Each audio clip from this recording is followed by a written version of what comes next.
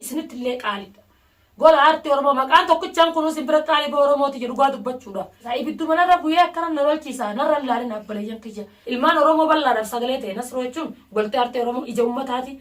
gurra ummataati. Wallahi hadaraa rabbii khaliqatanii sanii dammaddu yoo Nasruu Jamaal goltee aartii Oromoodhaa kana jalarraa kaaftanii naan daawwanne ilmaan Oromoodhaa waanumaan isiniin jedhu qabu jalarraa kaasaa daawwadhaa waan inni irra keessa ture waan inni yuutuubii san gubbatti dalaguu ture hubaddaadha jechuudha. Nama kana duuba inni qabee nama Oromoon qaalii nuti qaaliif eeggannu ilmaan Oromoo guututti anafichaa osoo hin ta'in Oromoon guututti qaaliif qabdi Nasruu. Sanii inni qabee Badrooma doora sadaffaa dachii keessa mana doora sadaffaa gaxooffatee akkan taane godhee jechuudha. Namni waan takka itti saddaqeetiin na cinaa dhaabbatu jiran du'aan ilmaan Oromoodha. Tamaam. Arra Nasruu tumaa oolta malee waan irraa fuutu qabdu osoo kallattiidhaan kophaate jabaan Oromoon gartee Oromoon jeeyini talaal humna si oli Badrooma sadaffaa Nasruu keessatti tajaajilaa keessatti siqixaatu taaqixaata arra Nasruu qixaata kan daran qixaata muutee isaatis. Dubbii gola aartii Oromoodha fuudhee harkaayin qaba gootee telefoona isaa fuutee xiisha kaattu. Telefoonni isaa saniif yuutuubiin gola aartii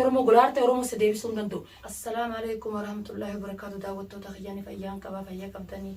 salaamtaan ta'e tajaajila ta'uun irraan burqita qilleensarraan isin bira haa geessu isiniin jecha. Akkasuma gayaa ilmaan Oromoodha Khadiir waan itti jiru laaltanii gartanii viidiyoo isaatillee arguu jirtanii Khadiir gartee Nasruu waan takka godhuu hin danda'u. Kophaa isatti silaa dhiira taate dhiirtiifitti amantummaa qabdu kophaa isaa gabbee qaba Nasruu nama bitatee namaa wajjin maallaqaan ilma namaa bitee namtichummaa warrummaan isaa wajjin bitame sanuu warra garatti amaneen jahan nama maallaqatti amane jechuudha. Immannummaan bitamaa san garaa isaanii ilaalanii garaa isaaniitiin bitamanii Nasruu tumanii jechuudha. Wallaahi wabillahi Khadiir siinaa onaan sadiis anaa miti ilmaan Oromoo duraa ba'uun teessu. Yaa bada saricha naman ta'e yaa wasaqa naman ta'in fillicha namaa gabaaba nama ati wasaqa naman ta'in kan Nasruu qabdeecha keessa qabdeen irraa miitu boolla san keessatti Nasruun ajjeesu settu wallaahi Nasruu ajjeeftee Badrooma san keessa albatee qilleensa addunyaa kanarra hin jiraattootis wallaahi hin jiraattu. Naa miti nuu miti inshaallah Oromoo takkaafaa rabbiin si haa fidacha keessaa si haa baasee waan Oromoon si gootu arguuf teessa. Yoo addunyaa kana tati jiraattee guyyaa takka murtaa'an qilleensa addunyaa kanarra jiraattee Badrooma san keessa yoo haftee malee Khadiir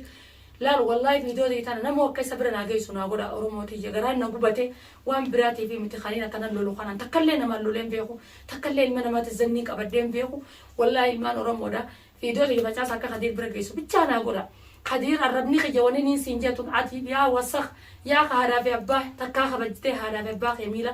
abbaa haadhaa fi abbaa kee takkaa kabajjee wajjin jiraatteen beektu. Kana ati kuma Nasruu tumta kanatti haadhaa fi abbaa keetillee tumuu turte namni haadhaa fi abbaan haayibal jaanii afaan keessa dhaanii kabajaan hiriyaan abbaa keetii yaani dur nu guddisan nuti hiriyaan haadhateeti obboleessi sirra guddaa akka obboleessi sirra guddaati jaanii warri keenya safafuudhaan nu guddise yaa ka safafuu hin qabne yaa ka haayibaliin hin qabne yaa ka haadhaa fi abbaan harka keessa dhaanii kabajaan hin guddifati yaa baalagee naman ta'in saqaccaala naman ta'in yaa ka barandaarra guddate ka manatti hin guddatin ka osoo hambaa nyaatu barandaarra guddate namaa miti jechuudhaati ati gadigaloo namaati gadigaloo namaa miti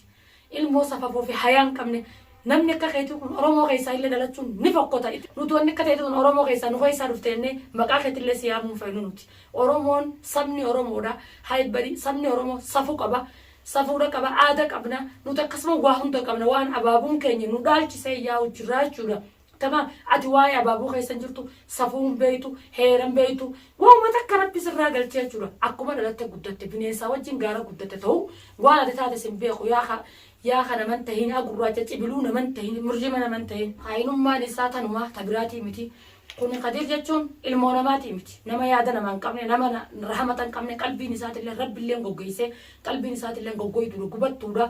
Tamam yuutuubii gola aartii Oromoodha fuudhee harkaayin qaba gootee telefoona isaa fuutee xiisha kaattu. Telefoonni isaa saniif yuutuubiin gola aartii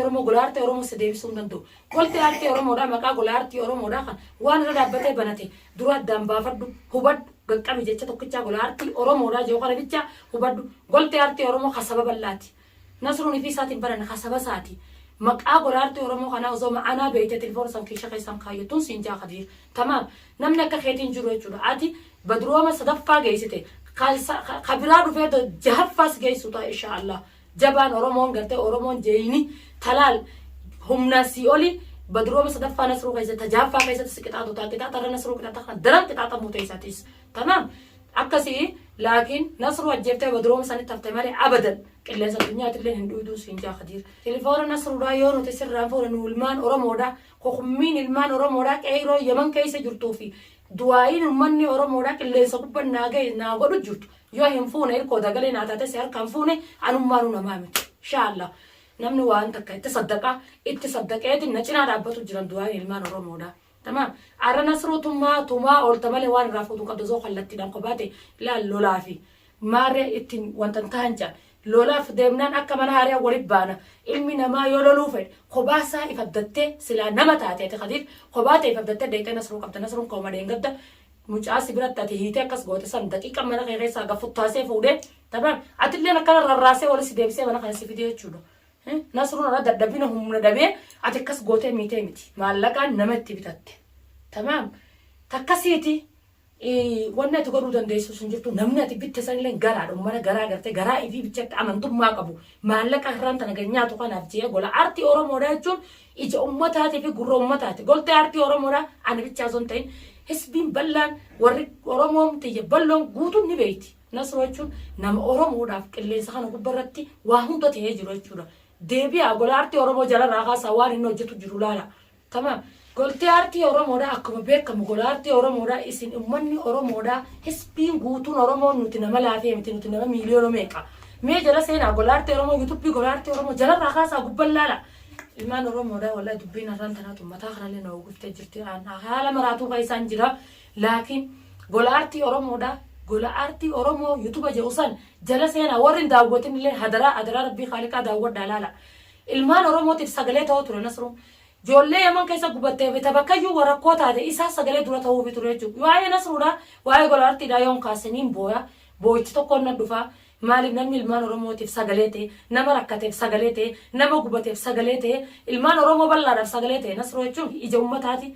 gurra ummataati wallahi hadaraa rabbii khaaliqatanii sanii dhaammadhu yoo nasruu jamaal goltee aartii oromoodhaa kana jalarraa kaaftanii naan daawwanne ilmaan oromoodhaa waanumaan isiniin jedhuun qabu jalarraa kaasaa daawwadhaa waan inni irra keessa ture waan inni yuutuubii san gubbatti dalaguu ture hubaddaadha jechuudha nama kana duuba inni qabee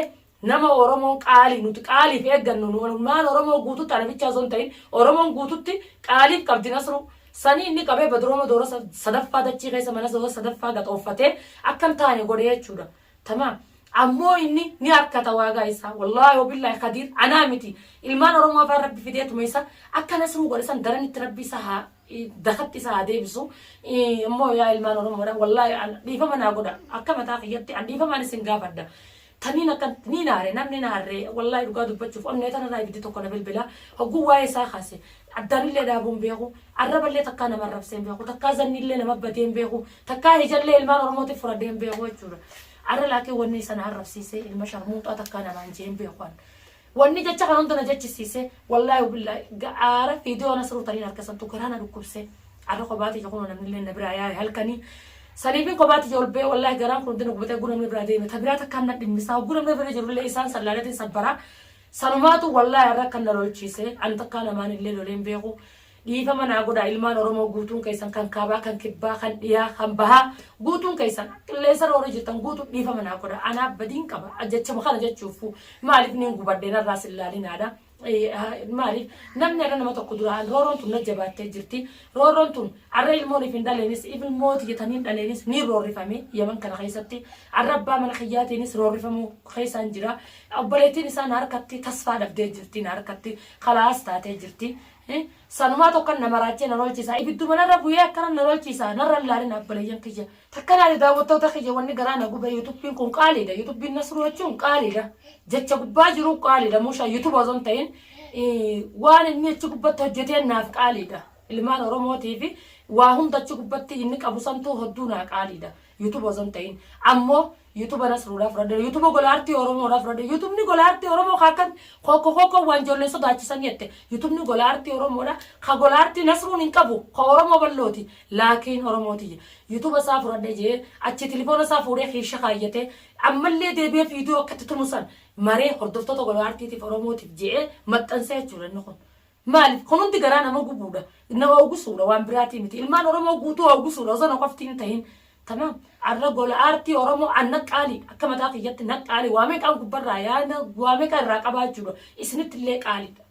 gola aartii oromoo maqaan tokkichaan kunu simbira qaalii oromooti jedhu gaa dubbachuudha tamam maqaan gola aartii oromoodha bichaan kunu isiniif qaali ilmaan oromoo bichaaf waan ta'eef tanaafuu jecha maqaa tokkichaa kana laallee mataan irraan hadootu jira waan biraati miti. Takkanatti daawwattoota kiyya waan biraa takkaaf as bee akka tullolle irraan tana dhiifama naa godhaadhaa hoggumee tara meeqaan isin gaafatu jira. Takkanatti daawwattoota hordoftoota kiyya hanga rabbiin kaaliin abbaa mana kiyyaatti waliin deebisu obboleessa keessanii waliin na deebisutti nagaan naa jira addaadha. Assalaamu alaikum warahmatullaahi wabarakaatuun isin jaachuudha.